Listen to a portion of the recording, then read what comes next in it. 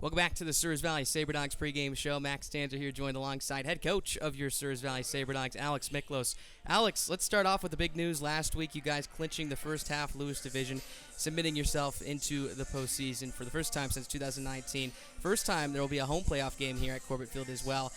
Tell me, how special is that right underway here through your first month coaching this ball club? Yeah, I mean, it's really exciting. Even going all the way back to October, when Steve Wagner hired me. That's been the goal all along. Especially in summer ball with the way that the playoff formatting is set up, where you clinch the first half, you clinch your playoff position.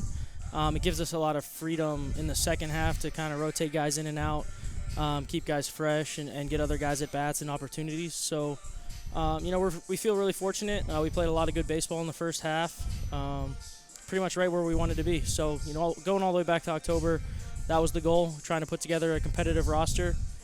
With this in mind. So it's nice to see it come to fruition, but still a lot of work to do. When you were piecing this roster together, did you think you would have an offensive onslaught like we've seen the last 30 games or so? I think it was, I'm more of an offensive guy, offensive coach by trade. But with that being said, I'm well aware that pitching and defense wins you games. So that's kind of been a huge emphasis on us, or for our team, going all the way back to the beginning of the season, is playing solid defense. But certainly when I was putting together the roster and evaluating players and talking with coaches and programs about guys they might want to send, I was certainly, focusing on, the style of offense that we wanted to run, which, it feels good that it's coming to fruition. We wanted to have some guys in the middle of the order that could drive in runs, but I certainly wanted to get a lot of dynamic players with a lot of facets to their offensive game, being able to move the ball around, move the ball with two strikes, run the bases hard, and I feel like we've done a pretty good job of that to this date. So, it feels good to kind of see it all kind of come together. But with that being said, we've just got a lot of really talented players with a lot of facets to their game, and from a coach's perspective, I'm just trying to put them in positions to succeed and kind of get out of their way and let them have fun with it. So they've been doing a great job of just, playing their own game, playing their own style within, what our team is trying to do on a night-to-night basis. We have a lot of guys rotate in and out, and they all kind of play their role and fill in. And, to this date, there's been a lot of exciting games, but it just, it seems like it's a new guy every night that comes through with a big hit or a big play. And it's just really cool to see all these guys kind of play for each other and pick each other up. No doubt about that. You touched on this a little bit earlier in that last answer, talking about the aggressive base running. You guys are now tied for first in stolen bases with 131 on the season, which absolutely blows through the stolen base numbers from the last couple of years. How important is it for you guys to put pressure on your opposing defenses and so forth of being that aggressive on the base paths? Yeah, it's one of those things where as you're putting together an offense and you want to find multiple ways to score runs because you never know what night you're going to run into a really tough matchup on the mound. We've got, like I said, we've got a lot of really athletic players, a lot of really dynamic players, and we just like to keep the pressure on. And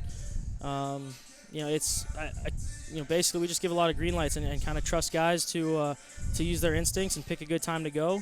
I can't really take a whole lot of credit for that outside of giving those guys the freedom to play the game hard and play the style that that they were brought in to play. That's just like I said. Anytime you might run into a tough pitching matchup on one night, and we don't have a whole lot of guys in our order that are just gonna sit back and wait for a 3-run home run to happen or something like that. When it happens, it's nice. I think running the bases hard changes a lot of facets of the game. Just the way that the pitcher is forced to pitch the guys behind him, or they're worrying about the running game. Once we get guys on base. So it's nice to, it's just a different way to put pressure on a defense and, kind of the style I like to play and like to coach. And, we were able to bring in personnel that are able to do it. So it's good to see. No doubt about that. Who's impressed you the most in the first half? Oh, man.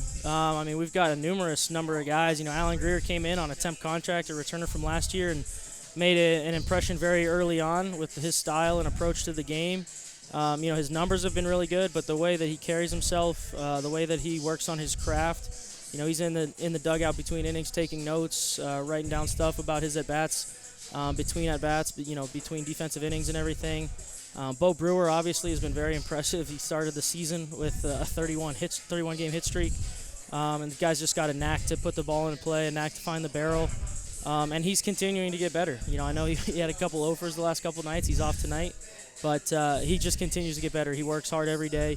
And he never tries to get outside of himself or try to do more. And then obviously Caden Schwabe at the top of our lineup has been, a table setter for us and sets the tone for our offense all year. And he's, well north of 30 stolen bases already here at the halfway point. And just another guy that just, really commands the strike zone, seems to open every game up with a 7-8 pitch at bat, and really work the pitcher and give our offense a chance to see what he's got and put some pressure on him early. And, you put that guy on base, and, next thing you know, he's on second, third base or crossing home plate already. So, those three guys have been really, really impressive. Not to discount anything any of our other guys have been doing. I think collectively the offense has been really impressive, just, whoever's in there on a night-to-night basis. But I think those three guys in particular, who've been primarily at the top of our order all year, have just really, I think, set the tone for everything that we've been able to do offensively to this point.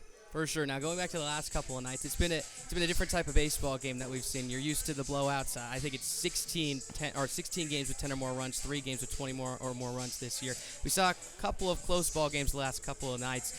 Gunnar McGran, the big walk-off single in that 10th inning ball game. Dalton Bowling, the 3-run shot last night. Your guys continued to battle back to the very final out.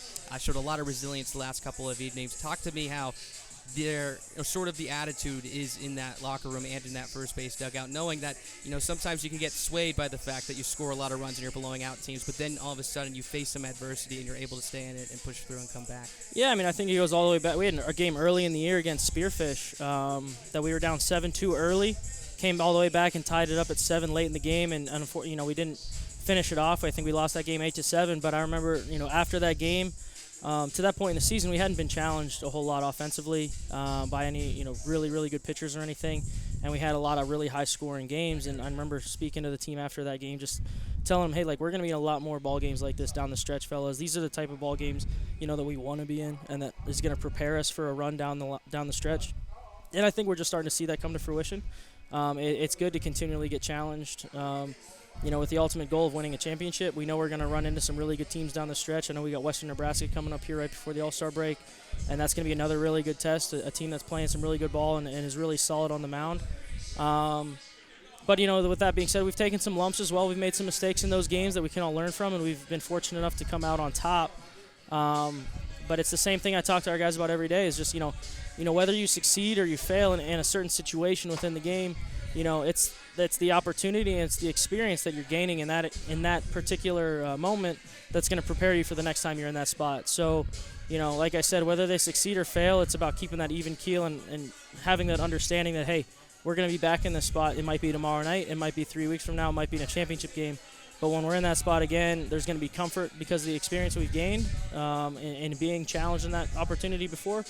And I think that they'll be more prepared for it down the line. So, as fun as it is to put up a ton of runs and win ball games by a wide margin, I think it's putting more pressure on our pitching staff that needs to continually get better and come around, and it's putting more pressure on our offense to find ways to score runs, to come up in high pressure situations and really find that laser focus to get a job done or to execute.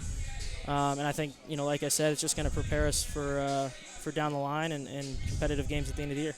No doubt about that. Wise words from the head coach for your Stewart Valley SaberDogs, Alex Miklos, who are 24-9, entering Game 2 of 3 between the Fremont Moo tonight.